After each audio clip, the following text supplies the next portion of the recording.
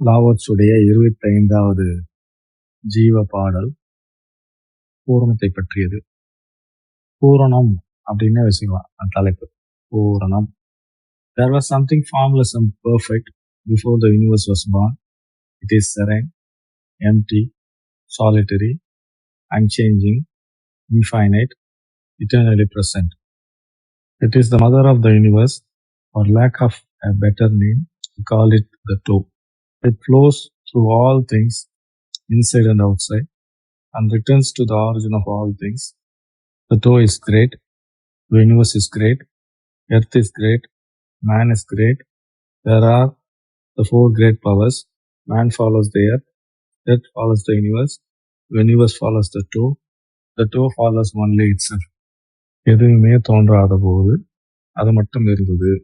There was something formless and perfect. பிரபஞ்சம் தோன்றுவதற்கு முன்பாக வடிவம் இல்லாத முழுமையான ஒன்று இருந்தது. பிரபஞ்சத்தை ரெண்டா பிரிக்கலாம். ஒன்று உருவம் உள்ள பிரபஞ்சம், உருவமற்ற பிரபஞ்சம். வெளி, பரவெளி, பறந்து விழுந்த கான்சியஸ்னஸ் அப்படின்றது உருவமாக இருக்குது. அதுக்கப்புறம் இன்டெலிஜென்ஸ், காஸ்மிக் இன்டெலிஜென்ஸ் இல்லாட்டி வேக்யூம் ஸ்டேட் ஆர் எம்டி ஸ்பேஸ்ன்றது அந்த வடிவமற்ற உருவமற்ற பூரணமாக இருக்கக்கூடியது. அதிலிருந்து யூனிவர்ஸ், இந்த பிரபஞ்சம் தோற்றமான ஒரு யூனிவர்ஸ் வந்தது. அப்ப என்ன சொல்றாங்கன்னா, there was something formless and perfect before the universe was born. இந்த தோற்றமாக பிரபஞ்சம் இருப்பதற்கு முன்பாக ஒன்று இருந்தது. அது வடிவம் இல்லாதது, பூரணமானது. அது எப்படி? அதோட தன்மை என்னன்னா அமைதி. இட் இஸ் செரைன், அமைதி, வெறுமையாக, காலியாக, பாழ்நிலையில், தனிமையாக, எப்பயுமே இருக்கக்கூடியதாக. அப்படிதான் சொல்றாங்க. அன்சேஞ்சிங், இன்ஃபைனைட், இட்டர்னலி பிரசன்ட், எப்பயுமே இருக்கக்கூடியது. It is the mother of the universe.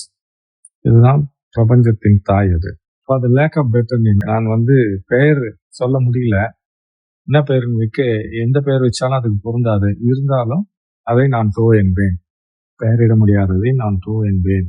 அந்த it flows through all things. எல்லாத்திலையும் நீக்கமாக நிறைந்திருக்கிறது. It flows through all things, inside and outside, உள்ளும் புறமும். And returns to the origin of all things.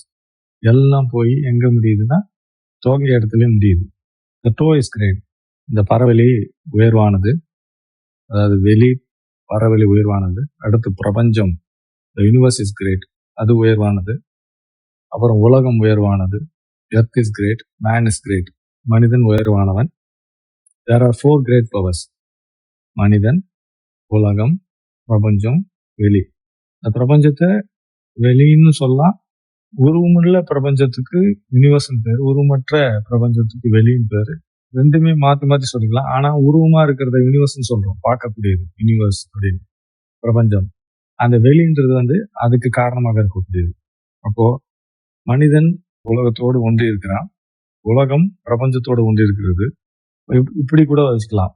உலகத்திலிருந்து மனிதன் வந்தான், உலகம் பிரபஞ்சத்திலிருந்து வந்தது, பிரபஞ்சம் வெளியிலிருந்து வந்தது, வெளி வெளியாகவே இருந்தது.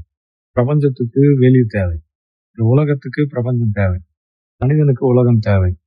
ஆனால் வெளிக்கு முன்பின் எதுவும் இல்லை, வெளி வெளியாகவே இருக்கிறது. The toe follows only itself.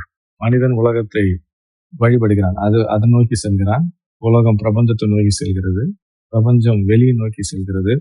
வெளி வெளியாகவே இருக்கிறது. அதுதான் பூரணம் அப்படின்றது. எல்லாவற்றையும் உற்பத்தி செய்து கொண்டு, எல்லாவற்றையும் ஆட்டி வைத்துக் கொண்டு, எல்லாவற்றையும் பரிமித்து வைத்துக் கொண்டு, எல்லாவற்றையும் காத்து ரசித்து அழித்து திருப்பி உருவாக்கி பூரணமாக இருந்து கொண்டே இருக்கிறது. அந்த நிலையில் நாம் அடைந்தால் நாம் பரிபூர்ணமானோம்.